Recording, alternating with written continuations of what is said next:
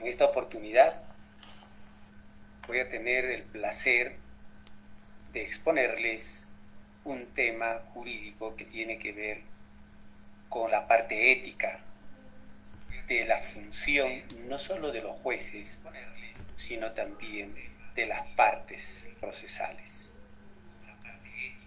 Me estoy refiriendo a la institución del fraude procesal. ¿Correcto? Entonces, quiero verificar si se me está escuchando correctamente o hay algunos inconvenientes para poner todo el equipo de acuerdo a una comunicación eficaz. Sí, sí, todo bien. Ya, muy bien. Entonces voy a compartir mis diapositivas,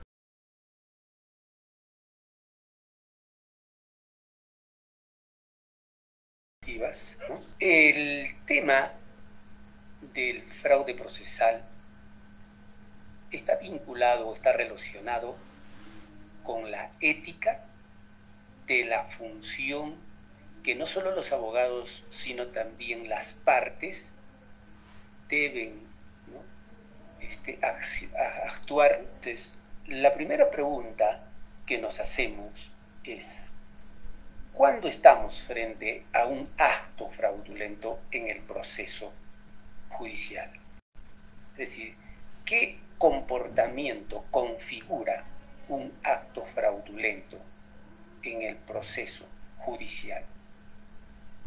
Al respecto, obviamente hay una multiplicidad de definiciones del fraude, pero al circunscribirnos al ámbito judicial, tendremos que recurrir a las fuentes legales que tratan sobre este tema.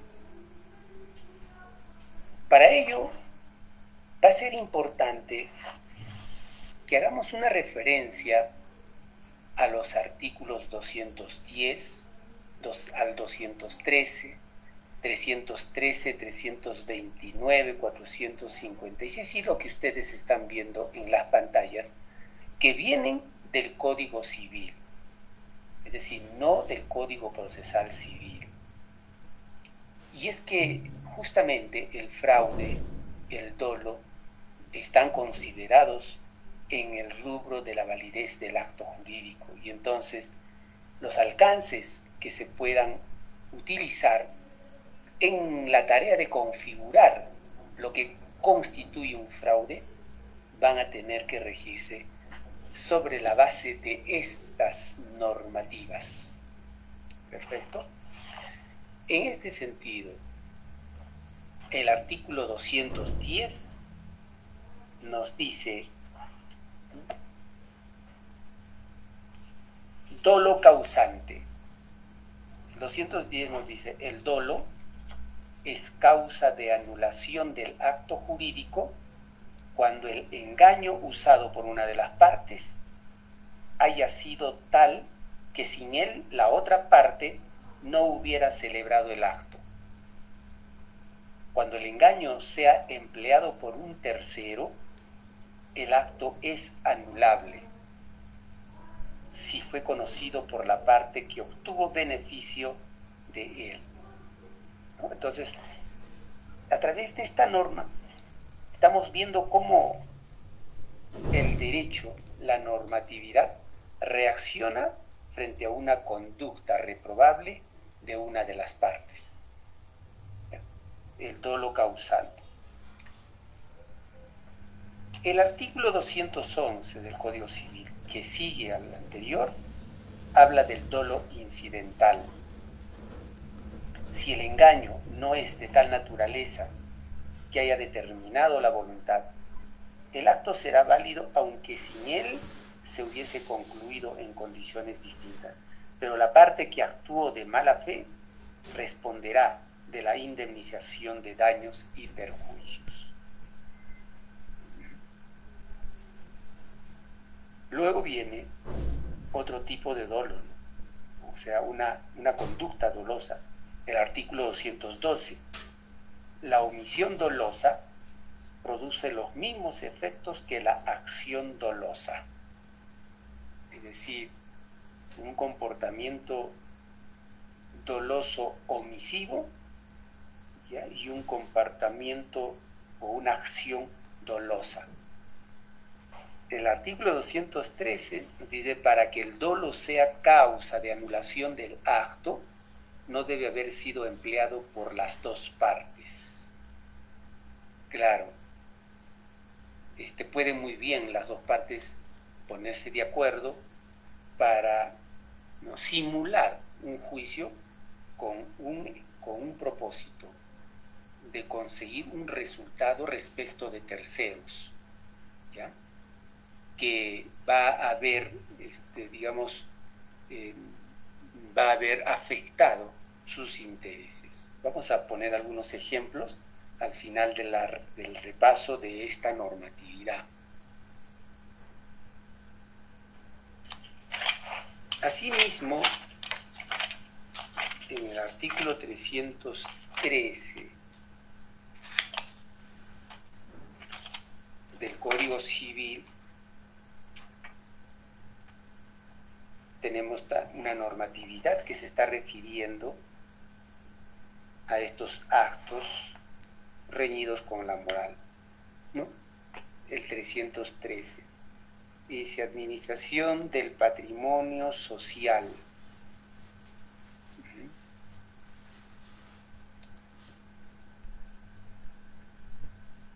Corresponde a ambos cónyuges la administración del patrimonio social. Sin embargo, cualquiera de ellos puede facultar al otro para que asuma exclusivamente dicha administración respecto de todos o de algunos de los bienes. En este caso, el cónyuge administrador indemnizará al otro por los daños y perjuicios que sufra a consecuencia de actos dolosos o culposos. Está configurando en esta norma del 313 un comportamiento doloso o culposo. Estamos refiriéndonos al fraude, ¿no? ¿Ya? El 329 se refiere a la separación de patrimonios, específicamente al cambio de régimen de gananciales por el de separación de patrimonios. Además de los casos a que se refieren los artículos 295 y 296, el régimen de separación es establecido por el juez a pedido del cónyuge agraviado cuando el otro abusa de las facultades que le corresponden o actúa con dolo o culpa. Interpuesta la demanda, puede el juez dictar a pedido del demandante o de oficio las providencias concernientes a la seguridad de los intereses de aquel. Dichas medidas, así como la sentencia, deben ser inscritas en el registro personal para que surtan efectos frente a terceros. La separación surte efecto entre los cónyuges desde la fecha de la notificación con la demanda. El actuar dolosamente o culposamente genera un tipo de consecuencias que está previsto en este artículo para la separación de cónyuges, ¿no? ¿Ya? Estamos en el 329, nos vamos al 425.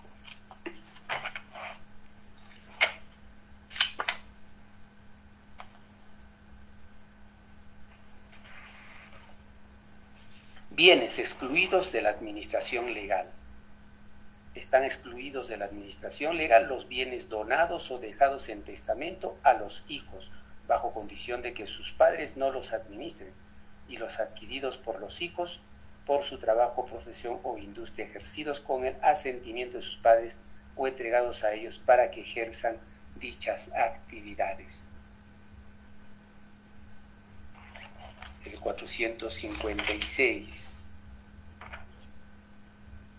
Facultad del menor para obligarse a renunciar derechos.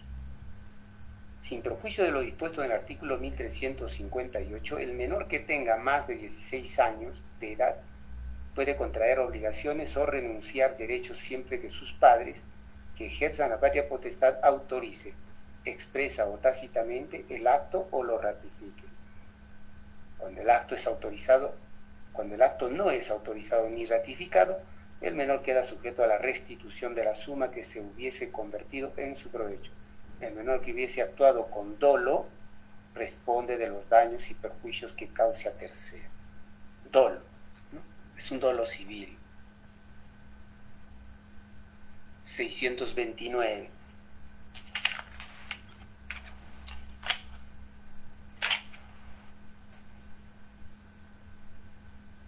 Subsanación de inobservancias en la forma del consejo.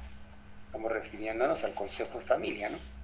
El juez puede subsanar la inobservancia de los artículos 623 a 628 si no se debe a dolo ni causa perjuicio a la persona o bienes del sujeto a tutela o curatela. En caso contrario, es nula la formación del consejo.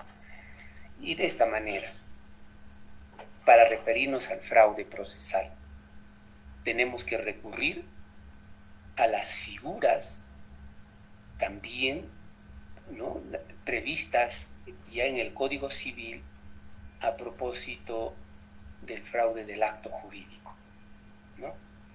Entonces, un acto fraudulento siempre será doloso, ¿ya? Doloso,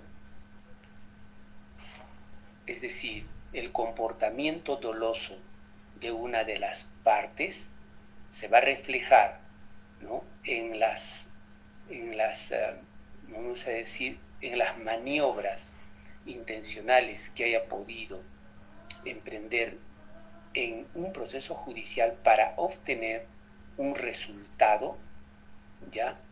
Un resultado que afecta los intereses de la parte contraria.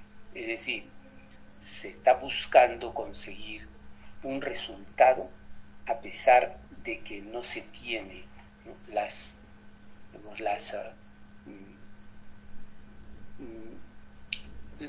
o los derechos que le corresponde a la parte, ¿cierto?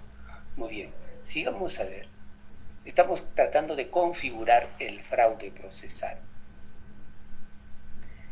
El fraude procesal, obviamente, en el Código Civil está referido al fraude del acto jurídico. Entonces, claro, el acto fraudulento puede manifestarse en el trámite de un proceso como también en la suscripción de un acto jurídico. Pero lo importante es definir cuáles son los alcances del acto fraudulento, es decir, qué tipo de comportamientos se pueden configurar un hecho fraudulento para los efectos de un proceso civil o de un acto jurídico, ¿no? Por ejemplo, la acción pauliana o revocatoria del artículo 195 del Código Civil.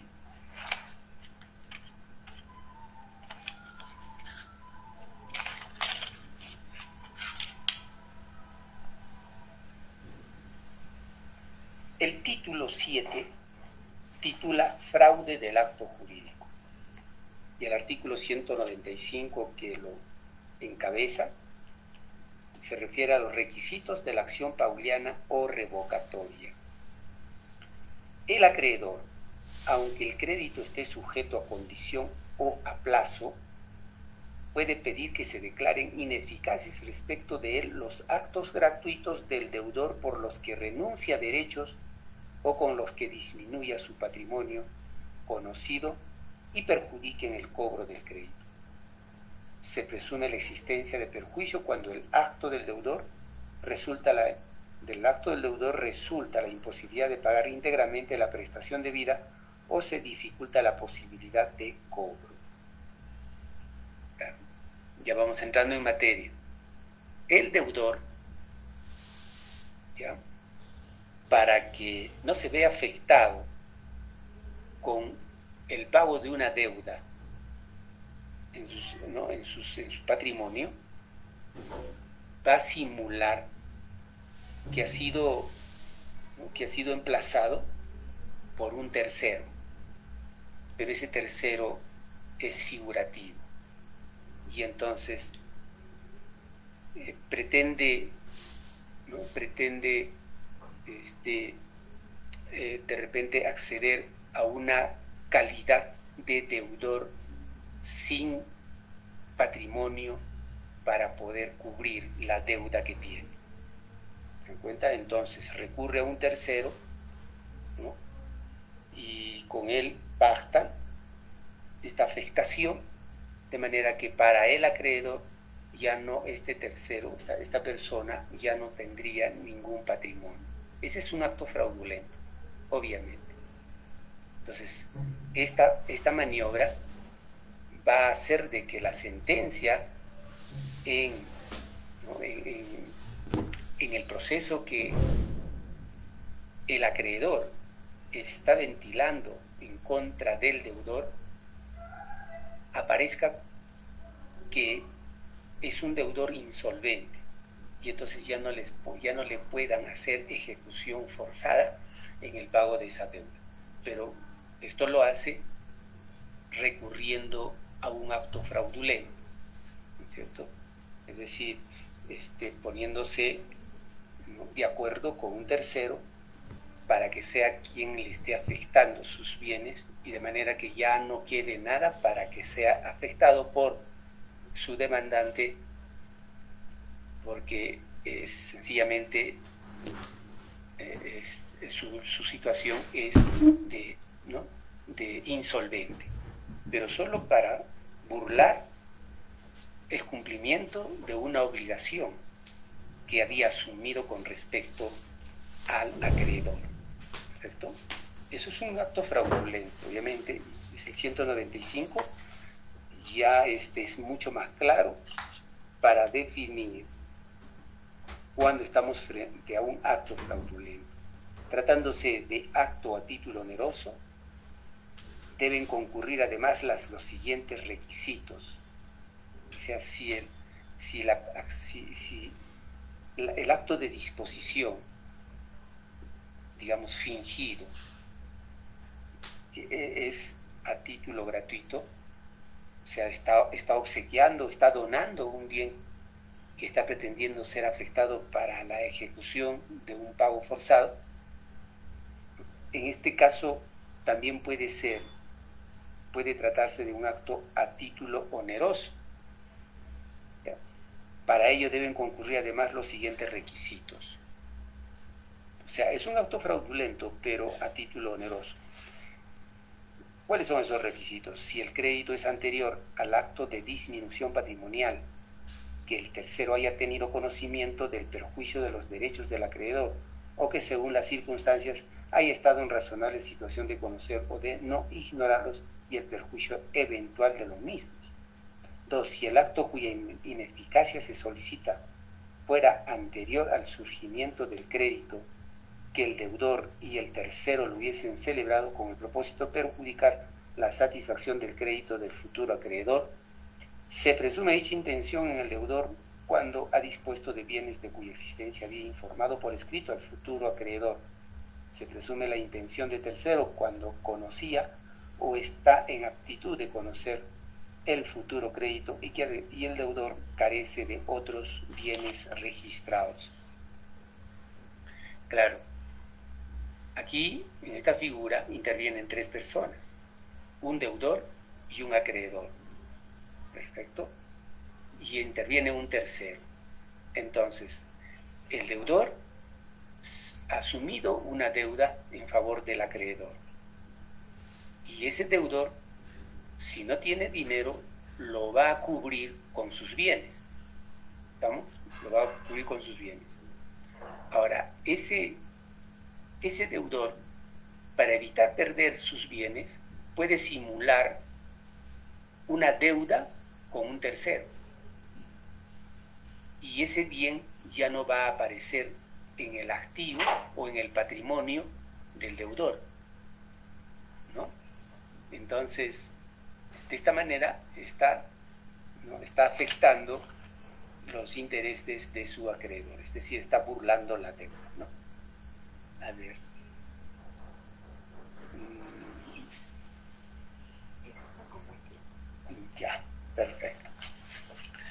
Entonces, estas son unas muestras de cómo el acto fraudulento se viene haciendo presente a la hora de tramitar un proceso judicial.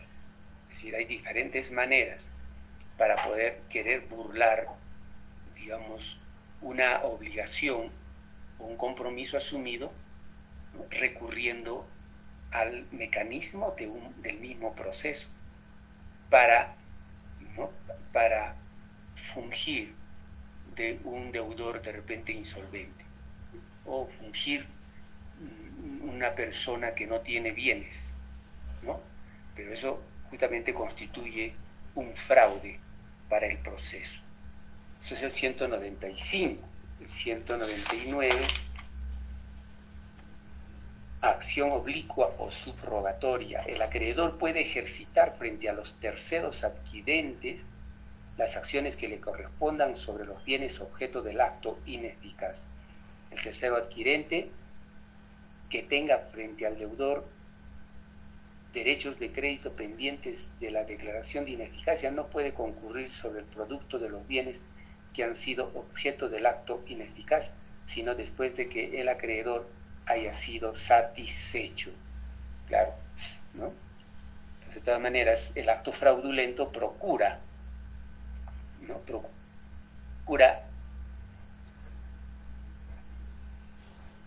real para encubrir simplemente un estado económico, una situación de insolvencia, para solamente evitar que el acreedor le afecte esos bienes. Está recurriéndose al acto fraudulento. Bueno, hay muchas normas que están referidas efectivamente al acto fraudulento. Es decir, nos hace ver de que el proceso puede ser también utilizado para, ¿no?, para tener una calidad o una calidad ¿no?, en una relación, ¿no?, frente a terceros, que no permita que este personaje cumplir con sus obligaciones, ¿cierto? Obviamente, los bienes del deudor son la garantía de pago de una deuda asumida a favor del acreedor. Pero para evitar que esos bienes sean rematados, embargados primeramente y rematados, muchas veces los deudores simulan una venta en favor de terceros y entonces hacen aparecer de que ese bien que le pertenecía dejó de ser su propiedad. ¿Se dan cuenta? O a lo mejor o simulan un juicio, ¿no?, en el que ese deudor dejó de ser dueño de ese bien inmueble y el mismo que pasó a ser propiedad de un tercero, pero esto solamente para los papeles. Es decir, están simulando una transferencia, de tal manera que el acreedor real no pueda afectar ese bien porque ya no le pertenece al deudor, sino a un tercero. Y entonces, en este caso, ese acreedor puede buscar que esa transferencia aparente sea declarada nula, ¿sí?, porque está hecha en base a un acto fraudulento. Entonces, es en la parte sustantiva, ¿no? El artículo 178.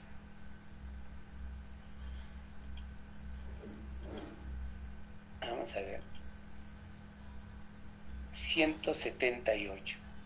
Hasta dentro de 6 meses de ejecutada o de haber adquirido la calidad de cosa juzgada, si no fuera ejecutable, puede demandarse a través de un proceso de conocimiento la nulidad de una sentencia o la del acuerdo de las partes homologado por el juez que pone fin al proceso, alegando que el proceso que se origina ha sido seguido con fraude o colusión, afectando el derecho a un debido proceso. ¿Ya? Entonces, miren, aquí se está utilizando el proceso al proceso judicial, ¿ya?, como una herramienta para, ¿no?, fungir para fungir de la presencia de un hecho que ha variado, vamos a decir, el patrimonio del deudor. Entonces, se simula, digamos, un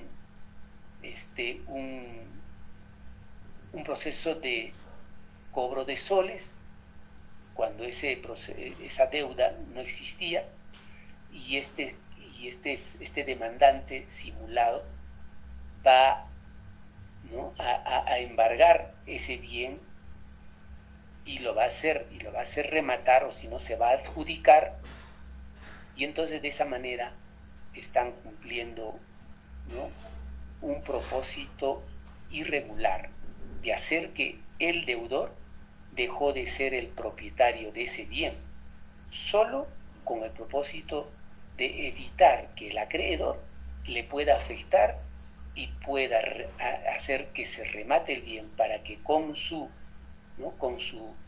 precio adquirido se pueda pagar la deuda que ha adquirido frente al acreedor. Entonces, esto es un acto fraudulento, pues claro, de eso se trata, de que en la realidad hay siempre intenciones de recurrir a este tipo de medidas para evitar perder un patrimonio, ¿no?, a pesar de que la deuda que ha asumido es real. Entonces, este tipo ¿no?, de hechos siempre deben tener un tratamiento especial en el Código Procesal Civil. Entonces, ¿qué tiene que demandar ese acreedor frente a estos hechos o actos fraudulentos del deudor? Lo que tiene que demandar es la declaración de cosa juzgada fraudulenta a ese juicio, digamos, que se ha seguido con un tercero, y en el cual ese tercero apareció o fungió de ser el acreedor, y él se adelantó de repente en la adjudicación del bien como pago de su deuda. Entonces, están burlando los intereses o los derechos del acreedor real, vamos a decir genuino, porque era para él para quien se seguía un proceso judicial, pero entraron en un convenio, y lo que hicieron es de que ese bien que estaba pretendiéndose afectar por parte del verdadero acreedor para que se haga pago de la deuda, ese bien resulta o termina siendo de propiedad de un tercero. Justamente es aquel tercero con el cual se han puesto de acuerdo y han simulado un proceso judicial. Entonces, ¿qué puede hacer el acreedor? Puede pedir que ese proceso judicial que han seguido entre las partes se declare nulo. ¿Por qué? Porque obedece a una sentencia de cosa juzgada pero fraudulenta, ¿ya? Y el actuar justamente de ese deudor es fraudulento. Entonces, la cosa juzgada que ha obtenido es fraudulenta.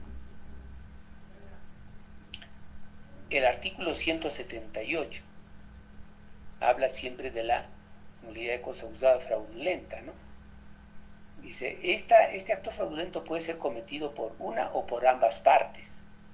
Claro, digamos que son dos personas que se ponen de acuerdo para simular un juicio.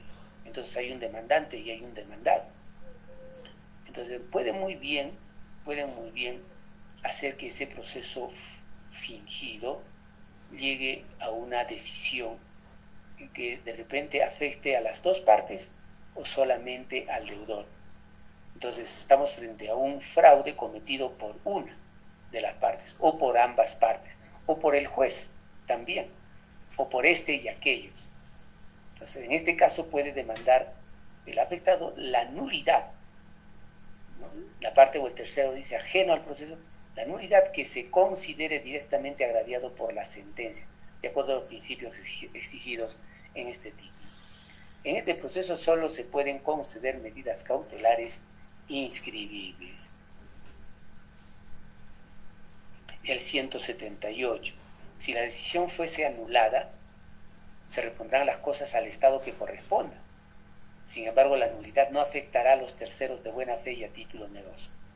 Claro, si ese acto fraudulento pretende surtir efectos, entonces una demanda de nulidad cosa juzgada fraudulenta va a hacer de que esa aparente venta se deje sin efecto y los bienes supuestamente trasladados o vendidos retorne a su verdadero propietario, que en este caso sería el deudor.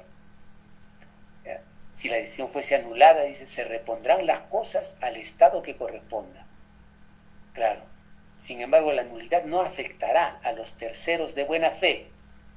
De hecho, este señor deudor, además, ¿no?, ha afectado a terceros.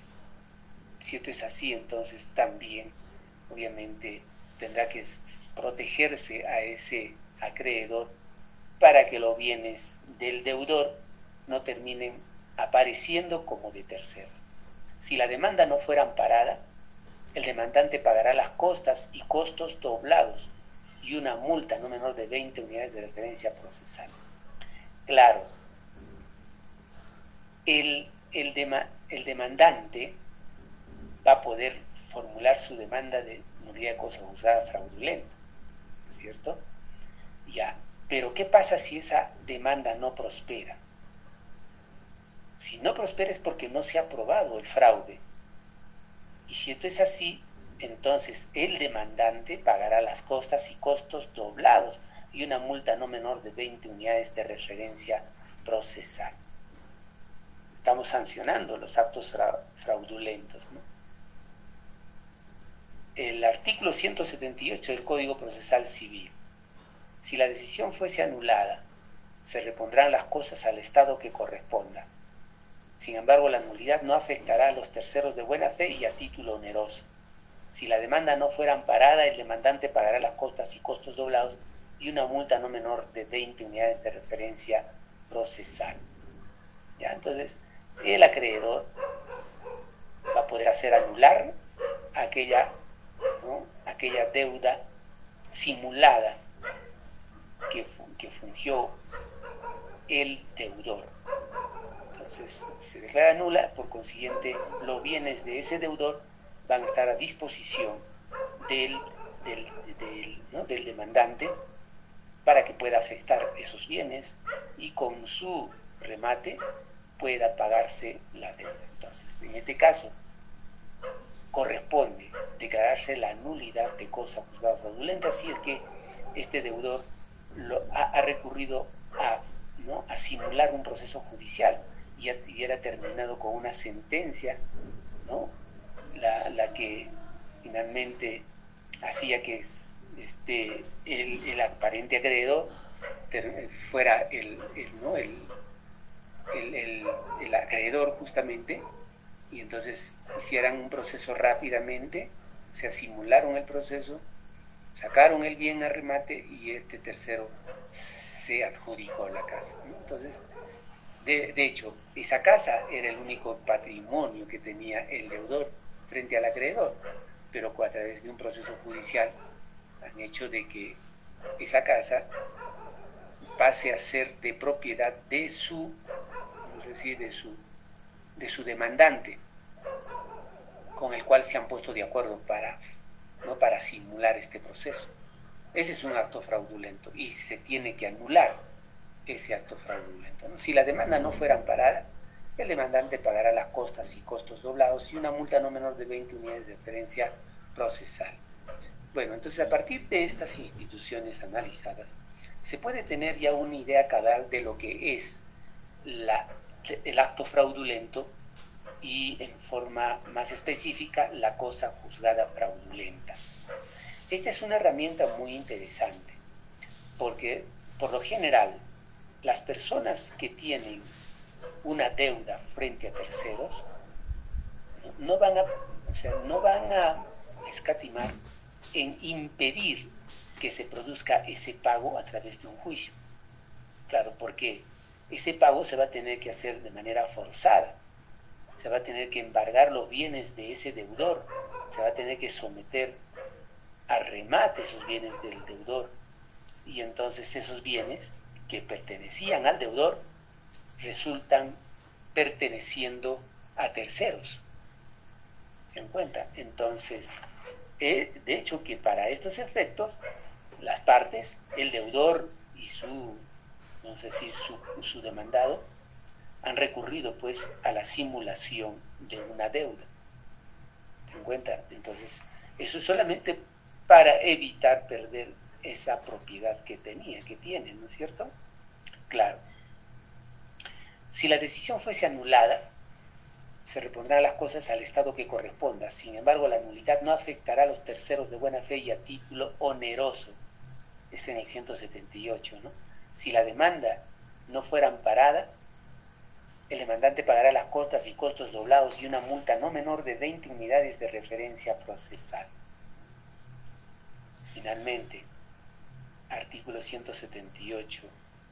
Si la decisión fuese anulada, se repondrán las cosas al estado que corresponda. Sin embargo, la nulidad no afectará a los terceros de buena fe y a título oneroso. Claro, el acreedor puede hacer anular, ¿no es cierto?, la transferencia que ese deudor hubiese hecho respecto de un bien que estaba, ¿no?, que estaba solicitado para que cubra la deuda asumida, ¿no? Entonces, si esto es así, entonces el acreedor podría haber entrado en una colusión con el tercero, y ese tercero aparecería de repente un segundo acreedor o un acreedor inclusive con derecho preferente. Pero gracias a qué? Gracias simplemente a un acto simulado entre el deudor y el acreedor, ¿no? ¿Para qué? Para evitar que los bienes de este deudor sean afectados y se haga pago al acreedor. Entonces eso es de todas maneras un acto fraudulento y hay que obviamente anular, ¿no?, esa digamos, esa transacción o ese contrato que se hizo finalmente con un tercero, ¿no? Si la demanda no fuera amparada, el demandante pagará las costas y costos doblados y una multa no menor de 20 unidades de referencia procesal. Claro, de todas maneras, la demanda de nulidad cosa juzgada fraudulenta va a poner orden en el proceso judicial, pero todavía necesita llegar a una sentencia firme para que justamente aquel acto o aquella sentencia que ha adquirido la calidad de cosa juzgada sea considerado en sentencia como una cosa juzgada fraudulenta. Entonces, a partir de esa declaratoria, ya el deudor, ¿no?, ya no puede invocar, ¿no?, ya no puede invocar, digamos, ¿no?, ya no puede invocar una situación de, de carencia de bienes, ¿no? ¿Por qué? Porque obviamente se ha logrado una sentencia que anuló, ¿no?, esta maniobra de querer hacer aparecer que el bien que se estaba persiguiendo no era supuestamente del deudor, sino de una tercera persona, pero en un proceso de nulidad de cosa fraudulenta se ha llegado a determinar que no era más que un acto fraudulento, ¿no?, para evitar el pago de la deuda. Y para ello han conseguido inclusive una sentencia con calidad de cosa juzgada, ¿no? Entonces, claro, entonces han recurrido a esta herramienta, lo han simulado perfectamente, pero esta simulación no puede surtir sus efectos frente al acreedor, ¿no es cierto?, al acreedor verdadero. ¿Ya? Entonces, a ver, vamos aquí. Entonces, sobre esta base,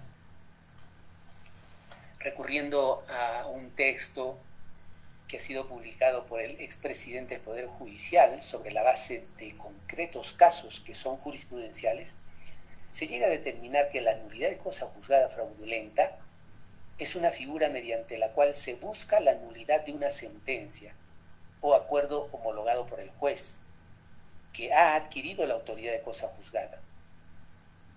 La nulidad de cosa juzgada fraudulenta se justifica en el hecho de que una sentencia obtenida en base al fraude procesal vulnera el contenido mínimo de justicia que un proceso judicial debe proveer. La ocurrencia de un acto con la exclusiva finalidad de perjudicar a una parte o un tercero es repulsiva, pero más aún que se utilice el proceso y la actividad de la jurisdicción para legitimar un ilícito. Esta figura se canaliza a través de una demanda o pretensión autónoma. Por ello, la nulidad de cosa juzgada fraudulenta no puede ser considerada como un medio impugnatorio al presentarse estos en la tramitación de un proceso. ¿Bien? Con esto prácticamente la cosa es clara. En conclusión, lo que podemos afirmar es de que el proceso judicial para cualquier pretensión siempre tiene que ser no tramitado con respeto a los deberes de un litigante. Si la parte en el juicio recurre a actos fraudulentos, obviamente la ley señala que esos actos fraudulentos van a ser invalidados, para lo cual se pone a disposición de las partes, vamos a decir, perjudicadas o agraviadas, la famosa nulidad de cosa juzgada fraudulenta como demanda, ¿ya? Pero esto es en base a un acto fraudulento del deudor. Claro, no puede resistir el proceso judicial